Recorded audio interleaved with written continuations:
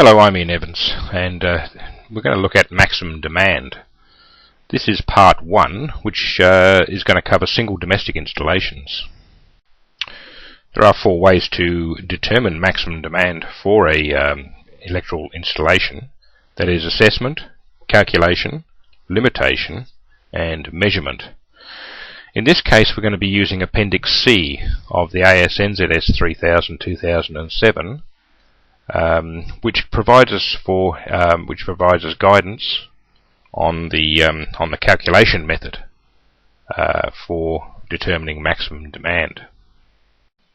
Table C1 provides us with guidance on maximum demand for single and multiple domestic electrical installations. Table C1 is divided up into 5 columns. The first column is the load groups. You'll look down the load groups, you'll find lighting. A1 is indoor lighting, A2 is outdoor lighting when it doesn't exceed 1000 watts. B is socket outlets, 10 amp, 15 amp, 20 amp socket outlets. C is cooking appliances and so forth. D air conditioners, E hot water systems, F storage hot water systems and so forth. It's important to first work out what you have in an installation and group them into these load groups. So that's the first job, is to set up a table and group all your loads into the load groups for the assessment. Once we determine the load groups, we then look down columns 2, 3, 4 and 5 to look at the diversity factors, or the calculations that we need to apply to each of these load groups. In the case of just the single domestic, which we're looking at today, we simply look down column number 2. So we then apply the individual calculations to each of those load groups. For lighting for a single domestic, it's simply 3 amps for 1 to 20 points plus 2 amps for each additional 20 points. Outdoor lighting, there's 75% of the connected load, and so forth.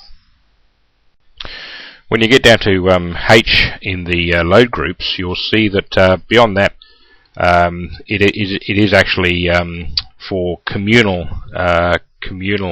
loads in blocks of living units or flats and so forth. So you'll see that H for column 2 for single domestic, communal lighting is not applicable. So is socket outlets for communal areas. It's not applicable. So that area there is simply for the communal areas of blocks of living units. Now, it's always important when looking at all of these standards is to make sure you look at all the items together. Like in this case, the table and also the footnotes that apply to the table. So as you look in each load group, you'll see that there are references in each of them to footnotes. In the case here of lighting, we've got say D, which is lighting track systems shall be regarded as 2 points per metre of track. There's also socket outlets installed more than 2.3 metres above the floor for the connection of a luminaire can be included in the lighting group, in the lighting load group. Also, an appliance rated not more than 150 watts, which is connected by means of a socket outlet more than 2.3 metres above the floor, can also be included in the lighting point load group. So that's usually for the application of items like exhaust fans. In some cases, with table C1, you'll be dealing with simply lighting points where it doesn't matter the actual rating or the wattage of lamps, but it just simply you simply work out how many points there are, how many lighting points there are, and use that. In other areas of the table, though, you'll be required to actually do a calculation on the current draw. So that may be for, say, outdoor lighting, where it's where you're looking at 75% of the connected load. In that case, the notes, the footnotes, guide us in terms of an incandescent lamp. If the wattage isn't known, then you simply use 60 watts. Fluorescent lamps, you would use the lamp wattage and add 20% for the ancillary gear. And also, if you're doing current draw, whereas before we saw that lighting track system can be regarded 2 points per meter, but if you're using current draw, then you have 0.5 of an amp per meter of phase of track. With socket outlets, the footnotes guide us there in terms of a multiple combination socket outlet should be regarded as the same number of points as the number of integral socket outlets in the combination. So therefore a 4-gang socket outlet would be 4 points, 2-gang socket outlets 2 points, and so forth. Also we can see that an appliance rated less than 10 amps can actually, for a permanently connected appliance like a wall heater, can actually be added as a socket outlet point, providing it's under 10 amps.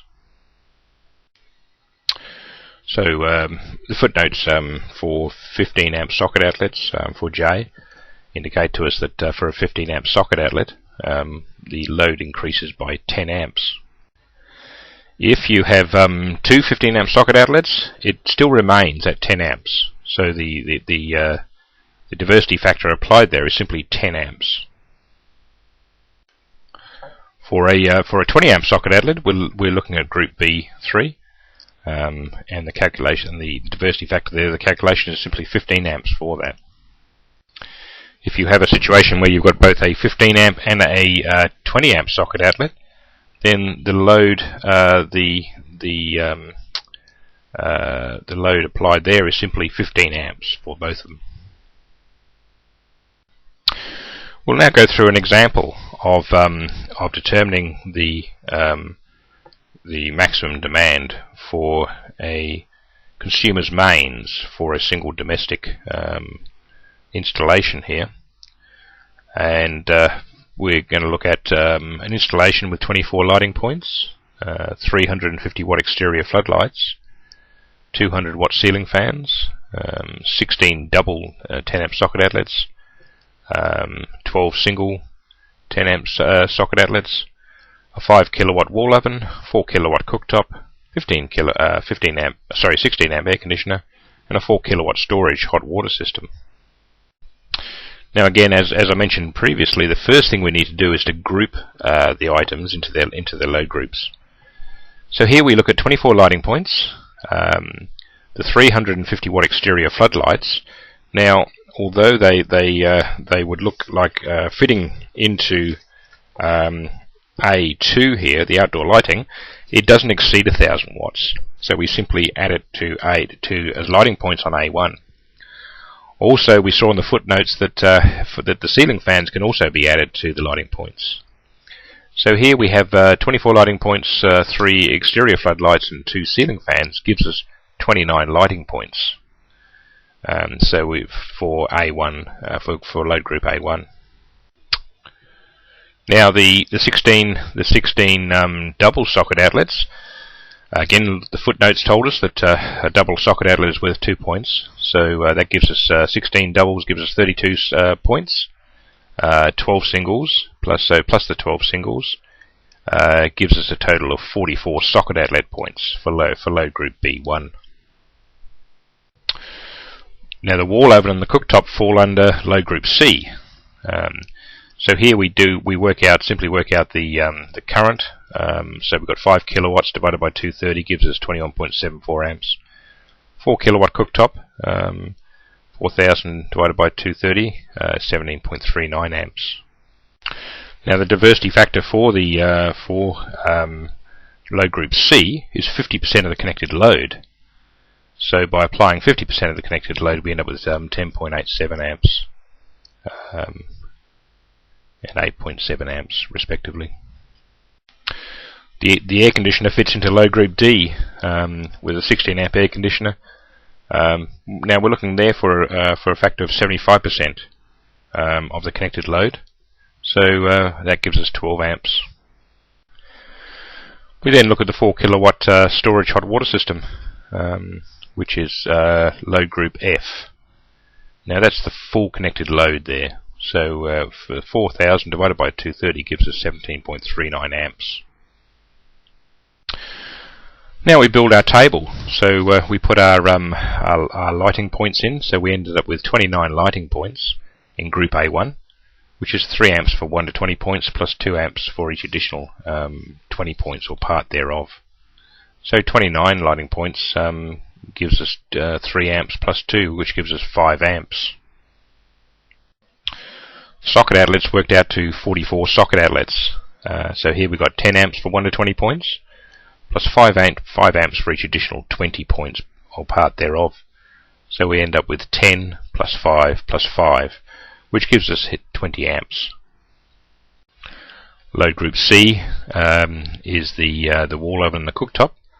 So the combination of the 5 kilowatt wall oven, 4 kilowatt cooktop, taken then 50% of that load gives us 19.57 amps. The air conditioner is load group D, and that's 75% of the connected load, which is 12 amps.